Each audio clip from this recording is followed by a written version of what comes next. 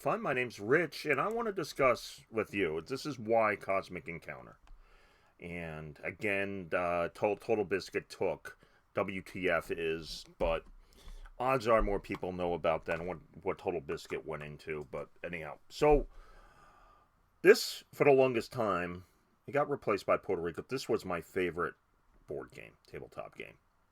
I want to go into why this game's cool and why it's considered a classic and why it's worth checking out.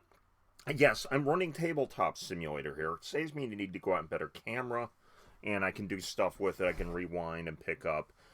But I want to go into what's cool about this game and why it's worth considering. This game has a number of expansion things that are added here, but I'm going to look at the basic game. So first thing we're going to do here is I got my notes open. I just want to go through and make sure I'm organized.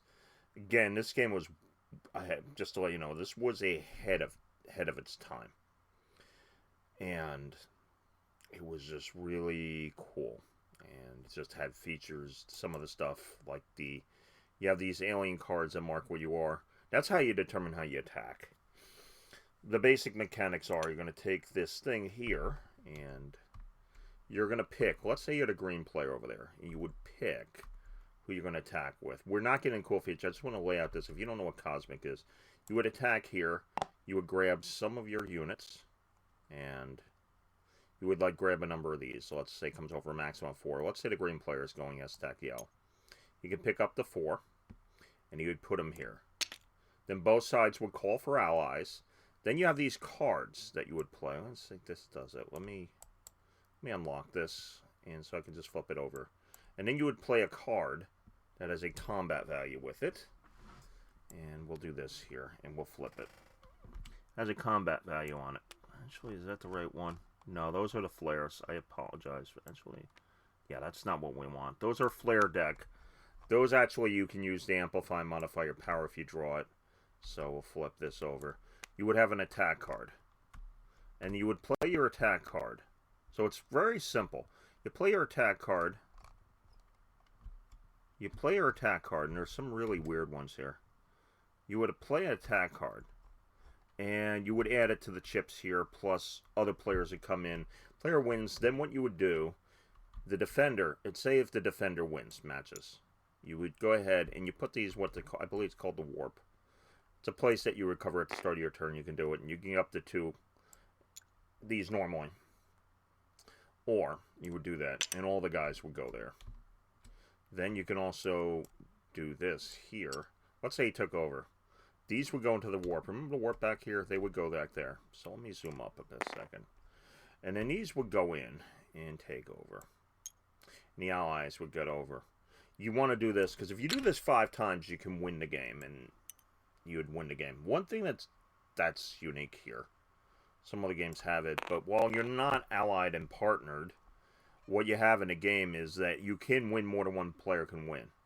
So and you have these bases, and you would do that. So let me put things back.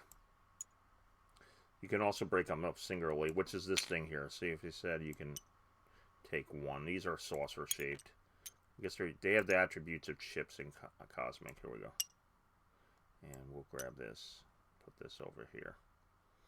They act like poker chips. So you're doing that. You're taking over. You're forming allies. There are these cards that change things. You randomly determine it. Very simple.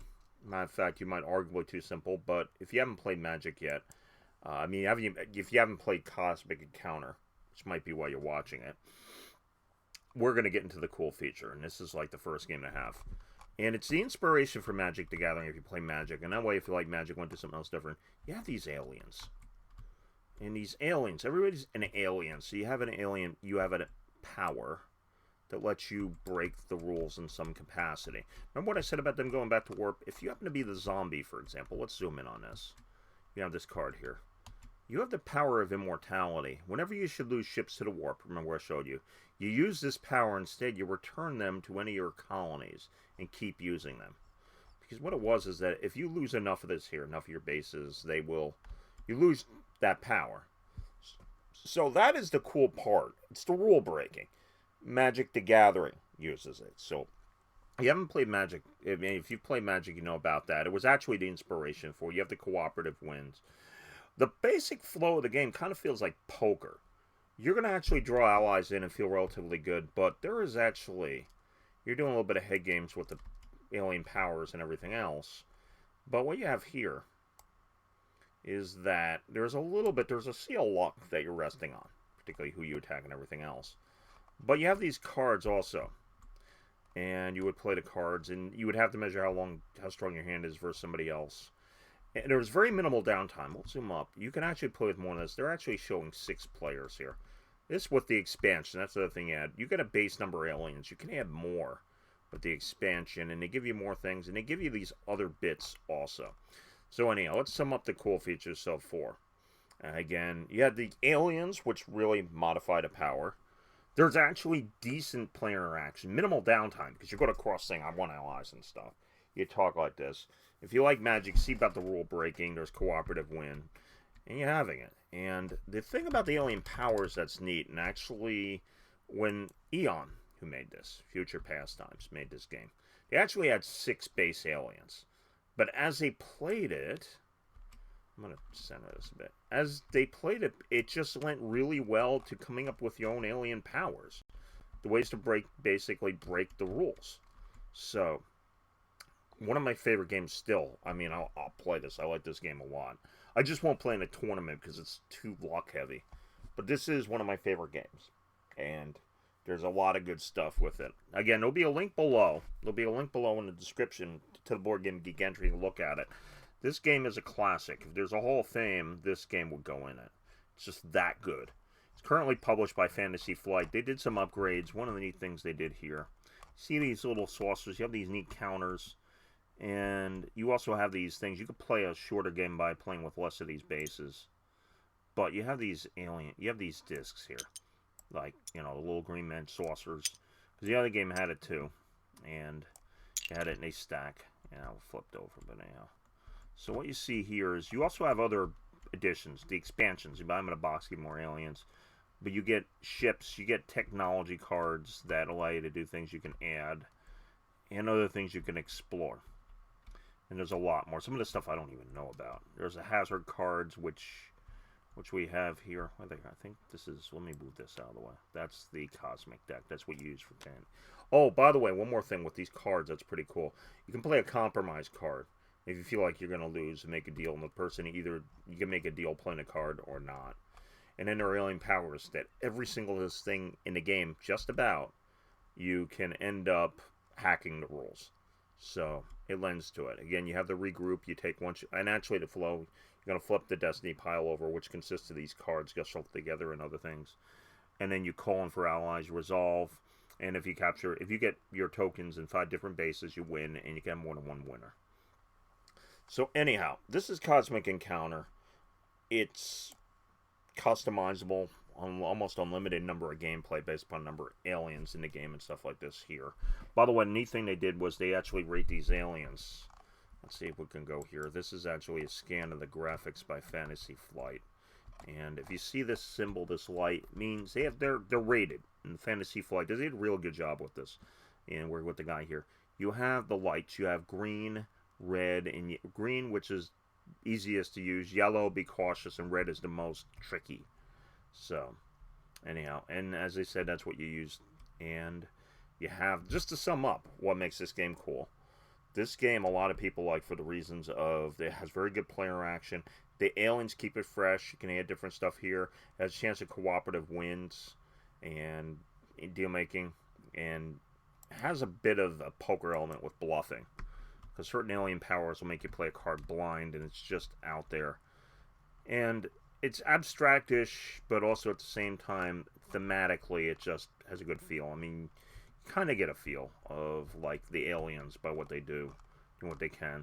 And I like the artwork. They did an artwork. There was a Mayfair version, which gave you a bit more. And they had something lucre where you could buy stuff. They got rid of that and replaced it with, I think, the technology cards and stuff. But anyhow, so anyhow, this is the zombie. And that's one. There's other ones here. Let's do this. We'll do it quickly. Pull off another one. See if I can go off and see that.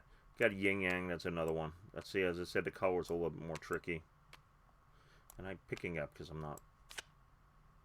And anyhow.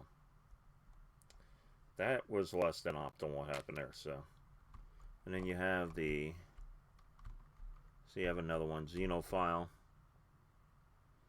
And this one here is the main player. After both players reveal a card, use this power and add or subtract 3 from your total from each foreign colony in your home system.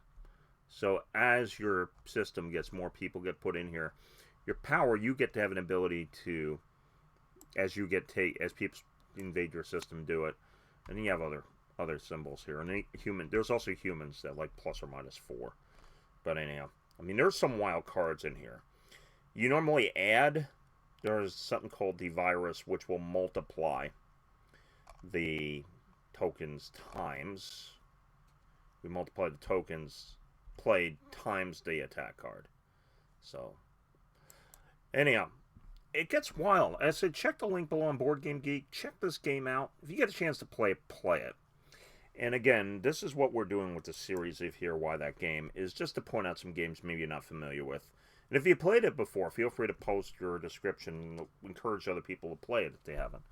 So anyhow, okay, you know what? That's it. Showed enough of this game here. We'll be doing probably like one of these per week. And I do want to thank you for watching. May your die always roll 5.